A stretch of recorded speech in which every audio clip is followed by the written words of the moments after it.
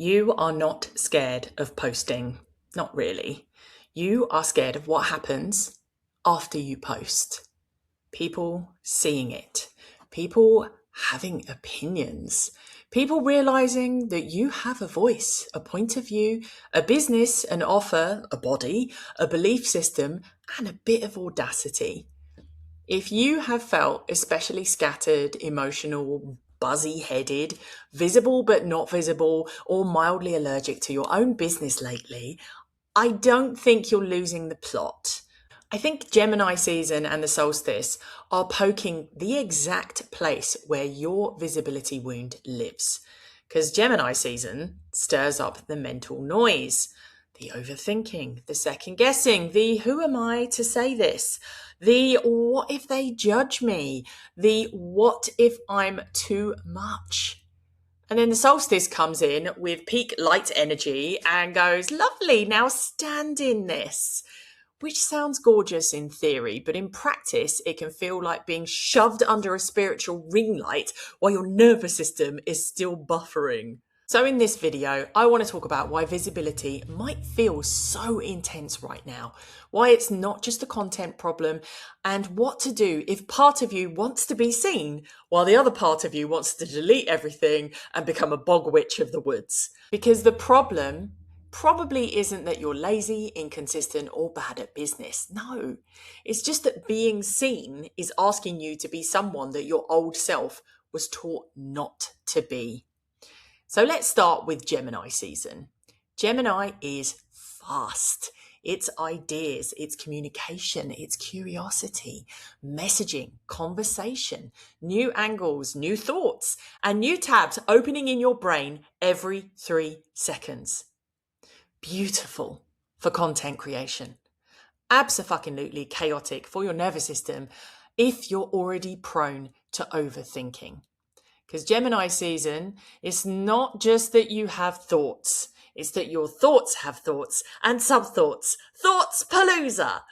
So you write the post, then you question the post, then you rewrite that post, then you decide it's too much, then you decide it's not enough. Then you see somebody else talking about something very similar to you, and suddenly you're questioning your entire fucking personality. Amazeballs. And if you're in business, especially if you're building a personal brand or a soul-led business, that can bring up a very specific tension, which is, I want to be seen and please do not look directly at me. The tension is fucking exhausting because consciously you want the clients and the sales, obviously. You want your work to reach people. You want the recognition, the accolades, the impact. You want people to know what you do. But another part of you is going, hold the bloody phone. Being seen for us has not always gone so well. That is where this stops being just a marketing conversation, because visibility isn't only about whether you know what to post. Sometimes visibility is about whether your body feels safe being known. And then we hit solstice. Peak light energy. As I said, this is the longest day. The big be seen, be bold, stand in your truth energy. And I love solstice. I really do. It is powerful, it's expansive, and it has that real turning point energy. And as a Leo sun and Aquarius rising, it is chef's kiss energy for me. Being an extrovert too, well, yeah. But peak light also means the shadow gets louder. My Pisces moon kicks off about this. The light doesn't just show your power, it also shows you where you have been hiding from it. And this is the bit that a lot of spiritual business content misses. It is all claim your power, step into the light, be bold, be visible, embody the energy, take up space. Which, yes, is lovely, wunderbar, we love. But what happens when stepping into the light makes your whole system go abso-fucking-lutely not, babes? What happens when you post something vulnerable and immediately want to take it down? What happens when you launch and then avoid checking if anyone's bought because you don't want that horrible feeling while it's still zero because you opened the cart 5 fucking minutes ago? What happens when you say you want to be known for your work, but the second that people start paying attention to you, you pull your energy back? There is no shade for any of these, okay? I have done these too. I still do sometimes. It's not you being ridiculous. It's not you failing. It's just your shadow coming with you. And you know what? Good, actually. Because visibility that doesn't include your shadow usually turns into a performance. It's a drama. And performance is fucking exhausting. This is why I get a bit twitchy when people talk about visibility like it's only a strategy. Like the only reason that you are not showing up is that you don't have a good enough content plan. Now, don't get me wrong, strategy matters, hooks matter, messaging matters. Your offer needs to make sense. Your content needs to be clear. So does your offer, to be fair. But knowing what the fuck you're talking about generally tends to help, obviously. But if your body has learned that being seen leads to judgment, rejection, criticism, being misunderstood, being laughed at, being too much, being abandoned, or being put back in your place, then a content calendar alone will not fix that. Because the block isn't always, I don't know what to say. Sometimes the block is, I don't feel safe being seen saying it. And if you are a witchy, intuitive, creative, or spiritual business owner, there is often an extra layer to this because you're not just posting generic bullshit business tips. You're sharing your voice, your energy, your beliefs, and your magic, and the way you see the world. For a lot of women, that is exposing as shit, especially if you spent years trying to be acceptable, professional enough, nice enough, normal enough. What the fuck is normal? Not being too much, not being too weird, not being too loud or too emotional or too powerful. And then suddenly you're building a business that requires you to be visible as the very self that you were taught to edit. So of course, that brings shit up. The witch wound shows up here, and we will talk about that in a deep dive in another video. Because I know this visibility flinch in my own body. When I started showing up more publicly, especially after losing 150 pounds, I thought that innate confidence would just arrive. Like, surely I've done enough work now. I don't need to be performative anymore. I'd rebuilt so much of my relationship with my body. I'd done years of therapy. I had changed my life in massive ways. So surely being seen would feel easier. Well, some parts of me did feel more confident, but there are other parts of me that suddenly became very aware that visibility meant being perceived. And being perceived meant people could have opinions. People could misunderstand me. They could judge my body. They could judge my voice, judge the way that I worked. And then when I started blending coaching with the witchy stuff more openly, that brought up a whole different flavour of, oh, goddess. I had spent years being a teacher, a proper professional person, a grown-up, allegedly. Not really though, A.L. Street. But by then, I was letting people see the tarot, see the witchcraft, the shadow work, the bits of me that I had kept quieter, tucked away, or more palatable. And even though I knew this was the work that I was here to do, there was still this little voice going, what the fuck are people going to think? What if they don't take you too seriously? What if this is too much? What if you're judged for being fully yourself? What if they hate you? And this is a really fucking annoying thing. You can't always logic your way out of that spiral because the part of you that is scared is not waiting for another motivational quote. That part of you needs safety. It needs evidence that it's okay, and it needs to come with you and not be dragged behind you while you shout fucking affirmations over your shoulder. A lot of visibility advice says just push through. Do it scared. Feel the fear and do it anyway. And sometimes, yes, you do need to stop just fannying around and post the thing. I am very pro JFDI when JFDI is actually the medicine. JFDI, just fucking do it, by the way, if you didn't know what that means. There is a difference between stretching your capacity and bulldozing yourself. Stretching yourself sounds like this feels scary, okay, but I can stay with myself while I do it. Bulldozing sounds like I'm terrified, so I'm just going to ignore every single in my body that is screaming at me and force myself to perform. Those are not the same thing, are they? If you keep ignoring the part of you that feels really fucking scared, eventually it will find another way to get your attention. You will procrastinate. You will over-polish, rewrite the same caption 900 fucking times. You will suddenly decide your entire offer needs a complete rebrand. You will convince yourself you need another course before you can sell. You will start a new project instead of finishing the one that actually needs the attention. You will call it strategy, but it is just avoidance in a fancy hat. So the work is not to silence the fear.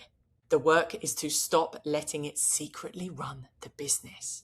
So if this Gemini solstice visibility soup is hitting you smack in the face, here is what I would do. First, name the real fear. Not the I'm scared to post. All right, that's vague as shit. Ask yourself, what am I scared will happen if I am properly seen? Will they judge me? Will someone from my old life see it? Will I look stupid? Will no one care? Will people care too much? Will I have to hold the identity that I am claiming? That last one is cutting, but it is often the one. Sometimes we are not just scared of failing, we are also scared of succeeding. We are scared of becoming the version of ourselves who can hold more attention, more money, more leadership, more responsibility, and more truth. Second, stop trying to make the fear sound sensible. Okay? Sometimes the fear is just old. Sometimes it is dramatic. Sometimes it doesn't make logical sense. It doesn't mean it's fake. It doesn't mean it's made up. You don't have to build a legal case with a file for your own reaction. Just listen. You can say, I get why this feels exposing. I get why this feels unsafe. I get why part of me wants to hide.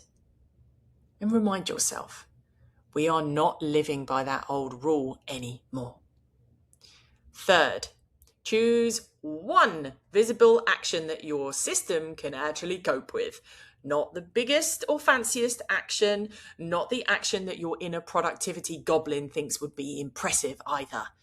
This is the next honest and true to yourself action. This could be posting just one sentence that is real to you, sharing a story about yourself, sending the fucking email. Sorry, not sorry for shouting that one. Making the offer clearly. Going live for 5 to 10 minutes. Replying to someone who asked about your work. Telling people what you actually do now. Tiny actions count when they interrupt an old pattern. Fourth, do not post and then leg it like you've thrown a grenade. Now listen, because this matters. After you do the visible thing, pause. Breathe. Notice what comes up. Don't abandon yourself in the aftermath, all right? For a lot of people, the hardest bit isn't actually the posting thing. It is the staying present afterwards. It is letting the thing exist, letting people see it, letting yourself be visible without immediately trying to shrink the evidence. So after the post, the story, the email, the offer, remind your body, we did the thing. We survived. We can do this again. All right? Yeah, sometimes you just have to talk to it like a 5-year-old. That is how you build your capacity. You're not tricking your brain by pretending that you're fearless. You are proving gently and repeatedly, because the brain loves repetition, that being seen doesn't mean running away and abandoning yourself. And this is why visibility work is business work. Because if people can't see you, they can't find you. Obvs. If they can't find you, they can't trust you. And if they can't trust you, they probably won't buy from you. This doesn't mean that you need to be online every 5 fucking minutes acting like the CEO of Instagram. Okay, come the fuck on, be realistic. What it does mean is that your people need enough of your voice, your perspective, your truth and your offers to go, oh, she gets it. That is what creates trust. Not being everywhere, but being recognizable, honest, and consistent enough that people connect the dots. This is also where most people accidentally keep themselves invisible because they post useful content, but they don't really have a point of view attached to it. They share tips, but no real truth. They mention their offer, but vaguely. They want to be known, but they're still hiding the parts that would make them memorable. And I say that with love because I've done it too. Not anymore, but I've done it too. At some point, your business needs your actual voice, not the watered down version, the please approve of me version, or the version trying to sound like every other fucking person in your industry. Your business needs your voice, your magic, your message, your work. It needs you. That's what your people are looking for.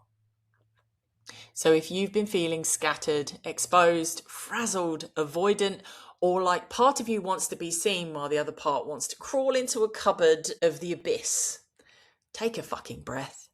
All right, you're not failing, you're not broken, and I hate saying it like that, but it's the truth. We often see ourselves as broken. You are also not bad at business.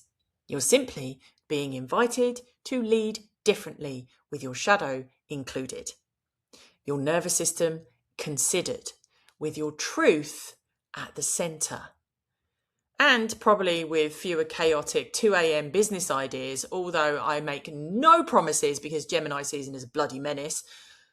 So, inside Boss Witch Business Lab, this is exactly the work that we do. Visibility, messaging, shadow work, business strategy, the witch wound, selling your work, showing up without burning yourself out into a crisp, practical magic, basically. So if you are ready to stop hiding your magic in the drafts folder and start being seen in a way that actually feels like you, the link is in the description. Come and join us. I've been Carla-Jayne, the Practical Magic Coach. It's been wonderful to meet you.